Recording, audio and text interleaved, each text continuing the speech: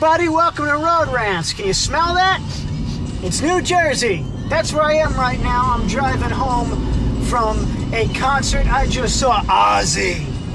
And it is also Ozzy's 63rd birthday today, which is pretty cool. He played his ass off for a 63-year-old guy, played for 2 hours. But I want to address something. I saw the concert at the Izod Center, which, as you know, is part of the Meadowlands. Now, I've seen a handful of shows there. The very first time I saw Ozzy was at that place when it was still the Continental Airlines Arena, and that was in 2001, just after 9/11. Went from the Black Christmas Tour to the Merry Mayhem Tour. Now, here's the thing. At that show, I actually went with my ex-girlfriend, and her parents drove us. And I've seen a few more shows. I saw Van Halen there during my excursion all around the tri-state area, as they call it, during Van Halen's 2004 tour. I stayed at a nearby hotel, and I saw them there. And there are other times where I've taken the bus out of the Port Authority in Manhattan to get there. I think I drove here once before. I know I drove to Giant Stadium to see AC/DC. I might have seen one other show driving at the Izod Center, but here's the thing. I drove to see the show. It cost $20 to park. What the is that? What kind of extortion is that? As if the price of the ticket wasn't enough. They gotta charge me $20 just to park my truck. What unbelievable extortion. I heart hip-hop. You. Yeah, that represents the hood, doesn't it? I heart hip-hop. I heart kicking your ass. Anyway, back on track. I don't know how long they've been charging that $20 to park, but I've been to a lot of arenas. I've driven to a lot of arenas to see a lot of concerts in different places, and this is the only one I can remember being charged $20 to park. I think I had to pay a little bit to park at Nassau Coliseum. It was a lot less, but either way, 2 cents is too much to park there, considering how bad the sound in that place is. I saw Van Halen there, I saw Kiss there. The sound in that room sucks.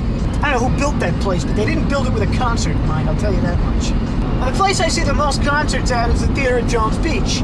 It's a great place to see a show, great atmosphere, a lot of good acts come through there. It's free to park, and it's not too hard to get to from where I live.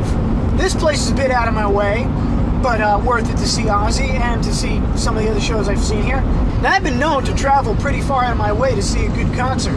I once went all the way up to Hampton Beach just to see The Rock Never Stops tour, because at the time there wasn't a New York date scheduled.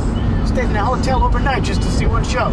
It was Rat, Slaughter, and Vince Neil, but Vince Neil had just broken his leg, so he didn't even play. Still, it was a great show. But once again, I'm a little bit off track. That is just ridiculous extortion. It should not cost $20 to park your car there, because most of the people that come to the show come in a car. I can understand if we were encouraging people to travel by bus, but there aren't enough buses that go there. There's a bus out of the Port Authority. Unless there's a bus that goes from my front door, I'm driving there. You know, that brings up another point. I was pretty hungry when I got there. I wanted to get something to eat at the concession stands. And just like everywhere else you go, $8 for a burger. And it's not even a burger piled high with all the toppings and, like a bacon cheeseburger and, with pickles and lettuce and onions and all kinds of nice stuff on it. It's just a dry piece of ground beef on a bun with a slice of cheese. I didn't get one, of course. The most I ever paid for a burger was $12 for one off the grill at Jones Beach. I was really hungry that time. I looked around at the price of some of the other food. If you want a personal pizza, $10. If you want a cookie from Mrs. Fields, $2.50. Where the do they get these prices from? Now, people sometimes ask why concession stands get away with charging that much money, and it's for a very simple reason. Because people buy the shit anyway. Did you ever notice that? People, oh my God, I can't believe the prices of this concession stand. It's outrageous. What's that you got in the hand? 7 corn dogs? Fat, gluttonous suckers. I mean, it doesn't matter if they're charging $500 for a cheeseburger. If somebody buys it, that's what they're going to keep charging. Okay? People are stupid enough to buy the shit. Why would they lower the prices? Well, gee, people are paying our ridiculous price. Why don't we lower it? Now, avoiding the topic of stupid consumerism, Let me just offer a tiny little suggestion, okay? I know they don't like you bringing your own food to places like this, or the movie theaters and things like that. Of course not, because they want to sell you the same thing. They want to sell you the same bag of Skittles that you can get for $1 at your local supermarket for $13 in the f***ing concession stand. I myself have smuggled small bags of Skittles, little packages of candy and things like that into movies. It's not too hard to sneak some food into a movie or into a concert or to a f***ing sporting event or whatever you're going to. But may I offer up a suggestion? Strap on some balls and bring a whole bunch of food. Get yourself a big bucket of chicken from KFC and demand to be let in with it. Now, you think, well, that's not going to work. They're just going to throw you out. The thing is, if, like at a concert, if 20,000 people do the same thing, what are they going to do? Kick everybody out? Take the reins, people. We're the ones buying this shit. We should be the ones to determine how much we're willing to pay for it. Now, if you think that's going out on a limb, it's going out on a bigger limb to suggest that we just hold our appetites in check until the movie is over, until the concert is over. I mean, come on, this is America. If we're not eating, what else are we doing? I mean, we wouldn't want to violate some big, fat, disgusting, gluttonous slob's right to stuff his face full of shit, now would we? I mean, how can we possibly call this a free country if we're not cramming 19 f***ing cheeseburgers, 6 hot dogs, 8 slices of pizza, and 4 ice cream cones down our f***ing throats in one f***ing sitting? I'm just going to keep saying f***, I don't care. So I know we're not going to do that. I know we're not going to go for any extended period of time without a f***ing hefty bag full of milk duds. But just bring the hefty bag of milk duds yourself.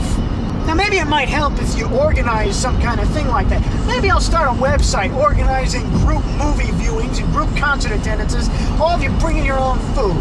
Then again, maybe I won't. I have other things to do. So I'm calling upon you to do the work for me. I'm in the middle of making a record with NYPD. I don't have too much time.